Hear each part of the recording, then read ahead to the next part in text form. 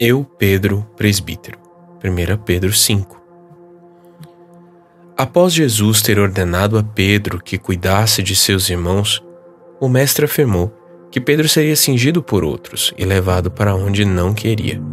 João 21, 8. João completa: Jesus disse isso para significar com que tipo de morte Pedro havia de glorificar a Deus. Depois de falar assim, Jesus acrescentou: siga-me. João 21, 19.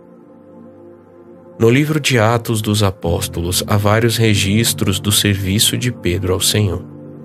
Ele pregou o Evangelho e deu testemunho dos fatos que viu e ouviu.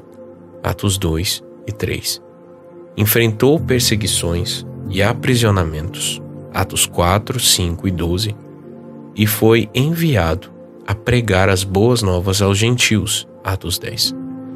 Também por meio das duas epístolas de Pedro, é possível observar que ele cuidou dos santos, ministrando palavras de consolo e de orientação aos crentes dispersos por vários territórios além da Judeia.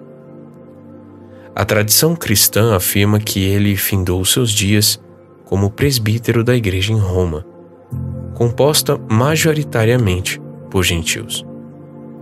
Isso é corroborado pelo encerramento de sua primeira carta. Por meio de Silvano, que considero um irmão fiel, escrevo para vocês de forma resumida, exortando e testemunhando que esta é a genuína graça de Deus. Continuem firmes nessa graça. Aquela que se encontra na Babilônia, também eleita, manda saudações, e o mesmo faz o meu filho Marcos. 1 Pedro 5, 12 e 13. Babilônia, neste texto, seria a capital do Império Romano, de onde afluíam, por um lado, a idolatria e costumes pagãos, por outro, todas as decisões e informações da principal cidade do mundo daquele tempo. A igreja em Roma fortaleceu-se sob cuidado do apóstolo e tornou-se progressivamente mais importante, mesmo após o seu martírio, a mando do imperador romano Nero no ano 67 d.C. Nesse mesmo tempo, morreu também o apóstolo Paulo, decapitado, enquanto Pedro teria sido martirizado numa cruz, de cabeça para baixo.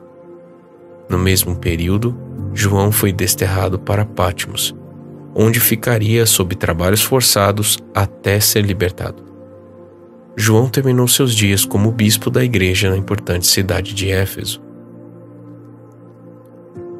Todos esses servos de Deus foram cingidos por outros e levados onde não queriam, ou seja, entregaram-se ao Senhor e à igreja, não vivendo mais para si mesmos, mas para servir aos santos. Morrer por Jesus não representava nada mais do que a coroação de um viver de pregar o Evangelho, pescando homens, e de cuidar dos irmãos, apacentando os cordeiros. Isso enfureceu o diabo a ponto de ter sido suscitada uma perseguição tamanha contra os eleitos, que muitos apóstolos e crentes foram ceifados nessa época. Suas cartas foram escritas em tom de despedida, 2 Pedro 1, 13 e 14, provavelmente já com o apóstolo vislumbrando seu martírio. Aos presbíteros que há entre vocês, eu, presbítero como eles, testemunha dos sofrimentos de Cristo e ainda, coparticipante da glória que há de ser revelada, peço que pastoreiem o rebanho de Deus que há entre vocês, não por obrigação, mas espontaneamente, como Deus quer. Não por ganância, mas de boa vontade. Não como dominadores dos que lhe foram confiados, mas sendo exemplos para o rebanho. E quando o Supremo Pastor se manifestar, vocês receberão a coroa da glória, que nunca perde o seu brilho. 1 Pedro 5, 1 a 4. O próprio Senhor será a recompensa daqueles que o seguem. Essa é nossa esperança. Os sinais que vimos afirmam: Cristo é Deus. Ele nos chamou e nos conduzirá para a sua glória. Vamos orar? Senhor nosso Deus, te agradecemos pelo amor que é manifestado em tua palavra. Louvamos-te porque teus sinais manifestam quem tu és. Ensina-nos a cuidar uns dos outros como o Senhor faria. Que o teu nome seja glorificado em nossa vida. Ajuda-nos a seguir-te até o fim, em nome de Jesus. Amém.